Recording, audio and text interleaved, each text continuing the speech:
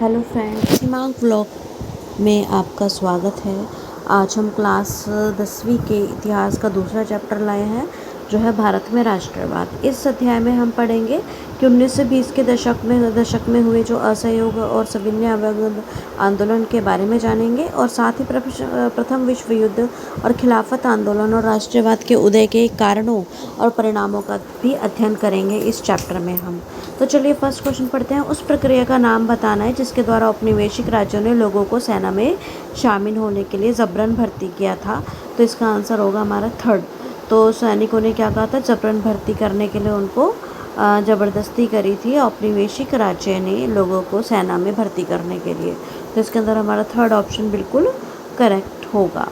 और हमारा next question है सेकंड, किस अधिनियम ने ब्रिटिश सरकार को राजनीतिक गतिविधियों को दबाने के लिए भारी अधिकार दिए और 2 साल तक बिना किसी मुकदमे के राजनीतिक कैदियों को हिरासत में रखने की अनुमति दी थी। तो किसके लिए हुआ था? ये रॉलेट एक्ट के दौरान। ये रॉलेट एक्ट के दौरान हुआ था, जिसमें भारी अधिकारी को कहा गया कि 2 साल तक बिना किसी मुकदमे में राजनीतिक कैदियों को हिरासत में भी रखेंगे और उनको कोई केस लड़ने या फिर उनको कोई केस लड़ने के लिए कुछ प्रोवाइड भी नहीं करेंगे, मगर उनको 2 साल तक मुकदमे के लिए कोई उनको राजनीतिक कैदियों को हिरासत में रखने के लिए कहा गया था। इसमें मोस्ट इम्पॉर्टेंट है ये क्वेश्चन, आप ज़रूर पढ़िएगा इन क्वेश्चंस को, और आप हमारी वीडियो में लास्ट तक बने रहिएगा और इम्पॉर्टेंट क्वेश्चन आपको मिलते जाएंगे। थर्ड क्वेश्चन है, खिलाफत समिति का गठन बम्बई में किस वर्ष किया गया था? जो खिलाफत समिति बनाई गई थी तो उसका गठन बम्बई में तो किया गया था, मगर किस वर्ष में किया गया था? तो ये 1919 में करा गया था। तो खिलाफत समिति थी, उसको बम्बई में किस वर्ष में किया गया था? 1919 में करा गया था। और ये खिलाफत समिति महात्मा गांधी द्वारा बनाई गई थी, जिसमें सभी लोगों को भागीदारी बनाया गया था और लोगों के सुझाव लिए गए थे। इसके गठन से बहुत सारी परेशानियों से दूर भी हुए थे। जो लोग इस खिलाफत समिति के गठन में शामिल थे, उससे लोगों को बहुत परेशानियों से दूर भी हुए थे और उनको राहत भी मिली थी, क्योंकि उस टाइम पे बहुत तरीके के अत्याचार हो रहे थे। फोर्थ क्वेश्चन है हमारा, जनरल डायर ने जलियांवाला बाग में शांतिपूर्ण भीड़ पर गोलियां क्यों चलाई? जनरल डायर थे जिन्होंने जलियांवाला बाग में शांतिपूर्ण भीड़ पर गोलियां क्यों चलाई थी, और सबसे महत्वपूर्ण कारक चिन्हित करना है इन चारों ऑप्शन में से। तो हमारे चारों ऑप्शन है कि भारतीयों को दंडित करने के लिए, मार्शल लॉ को तोड़ने के बदला लेने के लिए, और भीड़ को तितर-बितर करने के लिए, और भारतीयों के मन में आतंक और खौफ पैदा करने के लिए। तो इसमें फोर्थ आंसर बिल्कुल सही है कि भारतीयों के मन में जो आतंक और खौफ पैदा करना था, इसलिए जनरल डायर ने जलियांवाला बाग में शांतिपूर्ण भीड़ पे गोलियां चलवाई थी। और वो टाइम बैसाखी का टाइम था। इसमें बताया गया कि, और ये जो पंजाब में जलियांवाला बाग है, ये थोड़ा पंजाब से बाहर निकल के है, और इन्होंने बाहर गोलियां चलवाई जिसके तहत उन पर कुछ कहा ना जा सके।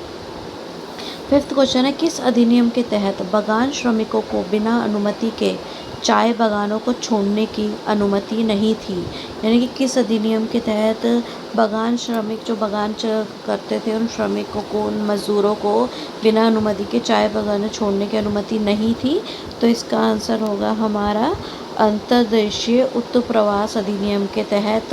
अंतर्देशीय उत्प्रवास, थर्ड जो ऑप्शन है, अंतर्देशीय उत्प्रवास अधिनियम के तहत उनको बागान श्रमिकों को बिना अनुमति के चाय बागानें छोड़ने की भी अनुमति नहीं थी, क्योंकि उन्होंने इतने रूल्स बना रखे थे, इतने अधिनियम बना रखे थे कि उन्हीं की ज़मीन पे और उन्हीं से ज़बरदस्ती खेती करवाया जाती थी और उनको परेशान किया जाता था। और हमारा नेक्स्ट क्वेश्चन है सिक्स्थ क्वेश्चन, सविनय अवज्ञा आंदोलन किस मुख्य मांग के साथ शुरू हुआ था? सविनय अवज्ञा आंदोलन जो शुरू हुआ था, क्या उसकी डिमांड थी? किस डिमांड की वजह से वो शुरू किया गया था?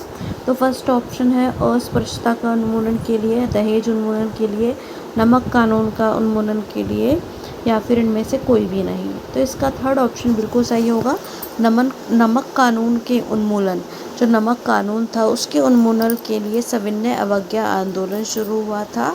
ये गांधी जी द्वारा शुरू किया गया था और गांधी जी ने ही इनको इस सविनय अवज्ञा आंदोलन को लास्ट में तोड़ा था। नमक कानून के उन्मूलन को ये बहुत ही इम्पोर्टेंट क्वेश्चन है आपके क्लास 10th के लिए, सेकंड चैप्टर का। आप ज़रूर इसको पढ़िएगा। नेक्स्ट क्वेश्चन 7th है हमारा, असहयोग आंदोलन का असर बागान श्रमिकों पर पड़ा, जिसके कारण भी जो असहयोग आंदोलन था उसका असर कैसे बागान श्रमिकों पर पड़ा था और किस कारण से। तो इसका फर्स्ट ऑप्शन है बागान छोड़ घर की ओर चल दिए इस वजह से, या हड़ताल पर गए, या फिर वृक्षारोपण को नष्ट कर दिया, या इनमें से कोई नहीं। बागान छोड़, तो इसमें फर्स्ट ऑप्शन बिल्कुल सही होगा। जो असहयोग आंदोलन का असर किस वजह से पड़ा था, बागान श्रमिक अपना असहयोग आंदोलन में अपनी भागीदारी देने के लिए वो बागान छोड़ घर की ओर चल दिए थे। उन्होंने सोचा कि हम अपने असहयोग आंदोलन में साथ देंगे, हम इनका साथ ना रह के। नेक्स्ट क्वेश्चन है हमारा, हिंद स्वराज किसने लिखी थी। जो हिंद स्वराज था वो किसके द्वारा लिखा गया था। फर्स्ट ऑप्शन है मौलाना अबुल कलाम आज़ाद के द्वारा, या फिर जवाहरलाल नेहरू द्वारा, या फिर महात्मा गांधी द्वारा, या इनमें से कोई नहीं। तो इसका थर्ड ऑप्शन बिल्कुल सही होगा, महात्मा गांधी द्वारा। और इसमें आपको थोड़ा डार्क कलर भी दिख रहा होगा महात्मा गांधी पे, तो जो सही ऑप्शन है वो उस पर डार्क कलर है।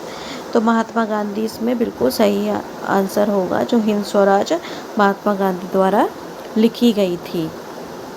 ये भी मोस्ट इम्पॉर्टेंट क्वेश्चन है सेकंड चैप्टर का। अब हमारा नेक्स्ट क्वेश्चन है,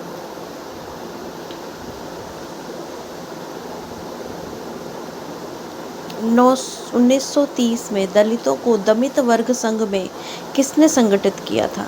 जो 1930 में दलितों का दलित वर्ग संघ बना था, एक ग्रुप बना था, तो उसको किसने संगठित किया गया था। अल्लूरी सीताराम राजू ने, महात्मा गांधी ने, या डॉक्टर BR अम्बेडकर ने, या सरदार पटेल ने। तो 1930 में आपको सन ज़रूर याद रखना है, सन के ही आपको हिस्ट्री में नंबर मिलते हैं, तो आपको सन ज़रूर याद रखना है कि 1930 में जो दलितों का दलित वर्ग संघ हुआ था वो डॉक्टर BR अम्बेडकर द्वारा संगठित किया गया था। डॉक्टर BR अम्बेडकर द्वारा वो संगठित किया गया था। ये मोस्ट इम्पॉर्टेंट क्वेश्चन है, आप इसको ज़रूर याद करेगा सन के साथ, क्योंकि डॉक्टर BR अम्बेडकर दलित वर्ग के बहुत महान इंसान माने जाते हैं। नेक्स्ट क्वेश्चन है कि गांधी जी के नेतृत्व में बिहार के किस स्थानों पर किसानों का आंदोलन किया गया था। तो फर्स्ट ऑप्शन है चंपारण में, सेकंड है राजस्थान, थर्ड है बम्बई, या फिर फोर्थ है कलकत्ता। तो इसका सही आंसर है कि गांधी जी के नेतृत्व में बिहार के किस स्थान पर किया गया था, चंपारण के स्थान पर। चंपारण के स्थान पर किसानों ने आंदोलन